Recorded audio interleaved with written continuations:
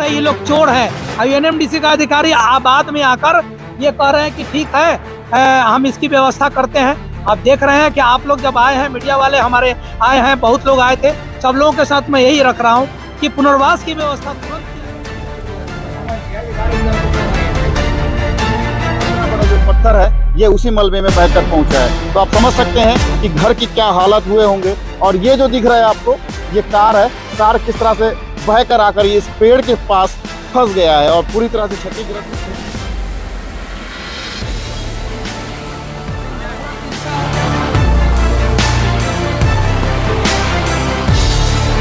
देखिए घर का पूरा सामान बर्बाद हुआ, रसोई का सामान बर्बाद हो चुका है। टीवी देखिए, इलेक्ट्रॉनिक डिवाइसेस देखिए, टीवी देख लीजिए, लैपटॉप, कई लोगों के घर में कंप्यूटर भी थे, वो भी खराब हो गए। हमने दिखाया आपको। बाढ़ में गेट के पास सब लटक रहे थे, तो मैं भी क्या करी, सीधा बच्चे लोग को पकड़ने के लिए ऐसा गई और उन लोग को मैं पूरा पकड़ ली। देखती हूँ तो इधर का घर उठते ही समय पूरा टूट गया। तो दिन के समय था, रात को होता तो क्या होता? मर जाते। एनएमडीसी द्वारा बनाए गए चेक डैम के क्षतिग्रस्त होने के बाद जो तबाही का मंजर है पूरे शहर में आपको देखने को मिल रहा है। आप देख सकते हैं ये मंजर जो है किस तरह से रहा होगा। कल 10 मिनट का जो मलबा, जो चेक डैम टूटकर जब जो मलबा निकला उस चेक डैम का, वो कहाँ तक गया था आप देख सकते हैं। पहाड़ी से होते हुआ घरों में जा घुसा है। और आप देखिए ये इसी जगह से मलबा यहाँ पहुंचा है। और ये जो बोल्डर आपको दिख रहे हैं, ये बोल्डर उसी मलबे में बहकर यहाँ पहुंचे हैं। तो आप समझ सकते हैं कि जो मलबा था चेक डैम का, वो कितना शक्तिशाली था और उसकी जो गति थी बहने की, वो कितनी भयानक रही होगी। और ये जो पत्थर आपको देखने को मिल रहा है, ये इतना बड़ा जो पत्थर है, ये उसी मलबे में बहकर पहुंचा है। तो आप समझ सकते हैं कि घर की क्या हालत हुए होंगे। और ये जो दिख रहा है आपको, ये कार है, कार किस तरह से बहकर आकर ये इस पेड़ के पास फंस गया है और पूरी तरह से क्षतिग्रस्त हो गया है। अच्छी खासी गाड़ी है जो मलबे में बहकर यहाँ आकर क्षतिग्रस्त हो गई है। आप समझ सकते हैं जो तबाही का जो मंजर है वो कैसा रहा होगा। कल गांव वालों के सामने कैसा क्या नजर आया होगा और रात कैसे गुजरी होगी, आप समझ सकते हैं। स्थानीय लोगों के बीच नगर प्रशासन और एनएमडीसी को लेकर भारी नाराजगी है और लोग मुआवजे की मांग कर रहे हैं। और खास करके जो एनएमडीसी ने जो लापरवाही बरती है उसको लेकर लोगों में आक्रोश देखने को मिल रहा है। जी, क्या नाम है आपका? जी, मेरा नाम राधा कृष्ण सिंह है। अच्छा, क्या मंजर था? आप जब थे घर में तो कैसे थे, थोड़ा सा बताइएगा। लगभग 4 बजे का टाइम था। हम लोग घर में ऐसे ही खड़े थे, तो पीछे ये तो हर साल पानी जब आती है ना, तो थोड़ा पानी देखने का नजारा लोग देखते हैं कि चलो पानी का क्या स्थिति है। लेकिन जब देखने लगे, जब बड़े बड़े बोल्डर आने लगे, तो हम लोग घर से बाहर निकलने लगे। जब जैसे ही घर के बाहर निकले हैं तो देख रहे हैं कि रोड से भी उतना ही बड़े बेग से पानी इतना तेज था कि अगर उसमें कोई भी चीज अगर पड़ता, यहाँ तक कि सुरेंद्र बाबू का ट्रक जो था वो बह के आ रहा था। तो हम तो कार को देख रहे हैं, अगर कोई आदमी होता, इंसान होता तो मर ही जाता। यहाँ पर कोई भी चीज होने से स्थिति कोई कामयाब नहीं था।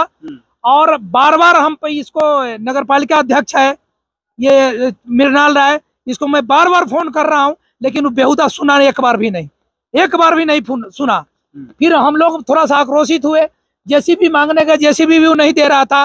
कुछ लोग वहां पर विरोध कर रहे थे कि पहले हमारा।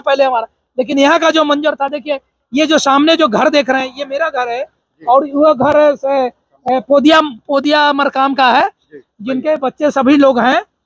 इसमें 4 घर बना हुआ था, वो चारों घर बिल्कुल बहकर उनके बच्चे दह गए और इनकी सास बह गई, इनके हस्बैंड संतोष कुमार मरकाम बह गया, जिनको बाद में बंगाली कैंप से मतलब लोगों ने उठाया और लाया। और इनके 4 गाय, और उधर जो विनोद जी का घर है, वो विनोद प्रसाद का घर है, उनका गाय 7। अच्छा, वो 7 गाय बह गया।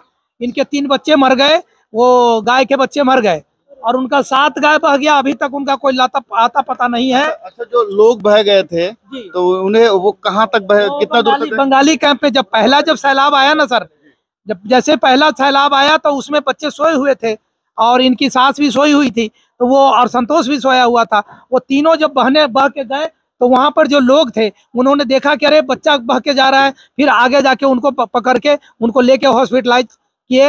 अभी इनका माँ का तबीयत बहुत खराब था, अभी तो थोड़ा सा ठीक हुए हैं। प्रशासन से, एनएमडीसी प्रबंधन से क्या मांग है आपकी? देखिए, एनएमडीसी प्रबंधन से मांग यह है कि जो आदमी अभी बिल्कुल बेघर है, उनको तो कम से कम पुनर्वास की माने व्यवस्था की जाए, खाने पीने की व्यवस्था की जाए। हम लोगों ने थोड़ा सा आक्रोशित जब हुए तो अपना नगर पालिका से सवेरे नाश्ता मिला और फिर बाद में 2 बजे के 3 बजे में चावल ये सब मिल के आए। बोलना पड़ा उनको? जी बोलना पड़ा, गाली देना पड़ा। मैं तो गाली भी दिया हूँ। मैं तो एसडीएम साहब के सामने में जाकर बहुत जोर से चिल्लाया। निर्वाचित जनप्रतिनिधि है, उन्हें स्वयं आकर इस सब चीजों को संज्ञान में लेना था, उन्हें ये सब चीजों की व्यवस्था करनी थी जी। लेकिन वो बिल्कुल, उनको इतना बार मैं फोन करता रह गया, लेकिन वो फोन एक बार भी नहीं उठाए। अंत में मैं आक्रोशित होकर मैं वहाँ गया। नेता है और नेताओं का काम यही है, जब वोट मांगना होता है तो आपके पैर पकड़ेंगे। ये नेता नहीं, ये चोर है, ये चोर है, ये लोग चोर है। अब एनएमडीसी का अधिकारी बाद में आकर ये कह रहे हैं कि ठीक है हम इसकी व्यवस्था करते हैं।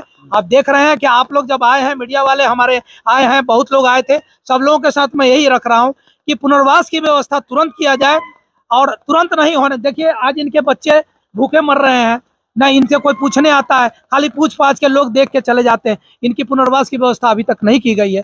तो हम गुजारिश करते हैं प्रशासन से और आप तमाम भाई बंधुओं से कि इनकी पुनर्वास की व्यवस्था की जाए।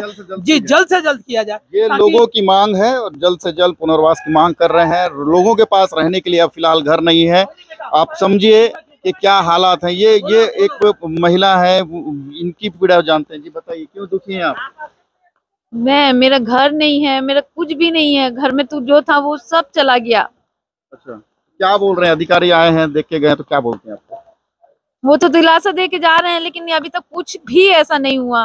कल नाइट यही है, पूरा घर जो टूटा हुआ है। घर के पास चलते आइए, एक बार घर देख लेते हैं इनका।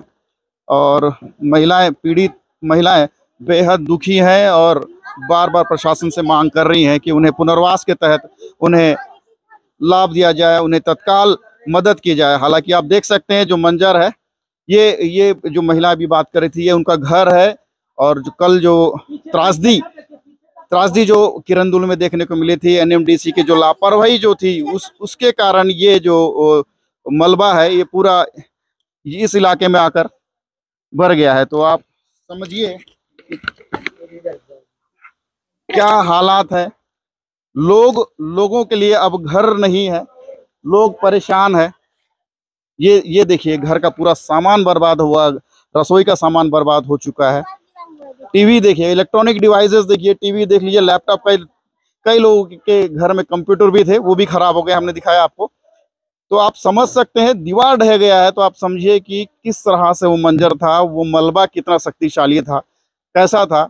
जी बताइए, जब ये जो मलबा आया तो आप घर में रहे उस समय? हाँ, घर में थी, लेटी हुई थी, सोई हुई थी। अचानक में आवाज जैसा मिला तो मैं क्या करी, मैं सीधा बाहर गई तो देख रही हूँ बच्चे लोग सब बाढ़ में गेट के पास सब लटक रहे थे।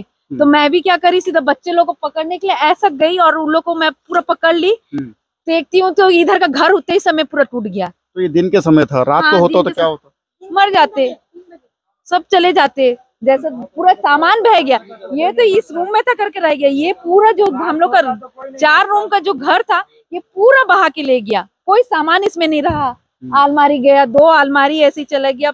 सब रूम में पलंग था। मेरा पूरा डॉक्यूमेंट बोले से सब चले गया। हाँ, पूरा रिजल्ट, कॉलेज का, Aadhaar card, PAN card, ration card, सब चला गया, सब रह गया। कैश भी चला गया। आप बता रहे थे आपकी सास और घर के सदस्य बह गए थे। हाँ, वो सब फिर बाद में वो रास्ते से फिर उठ के आए हैं, फंस गए थे। ये दिन के समय ये मंजर त्रासदी हुई है। अगर ये रात को होता तो आप समझ सकते हैं कि कितने लोगों की जान जा सकती थी। हालांकि एनएमडीसी और स्थानीय जो नगर प्रशासन है, उन्होंने अभी तक इस त्रासदी के बाद भी सबक लेने की कोई कोशिश नहीं की गई। और आज भी, अभी भी लोग प्रशासन की कार्यशैली को लेकर नाराज हैं। अभी तक मदद नहीं पहुंचाई गई है, जिसको लेकर लोग काफी नाराज हैं।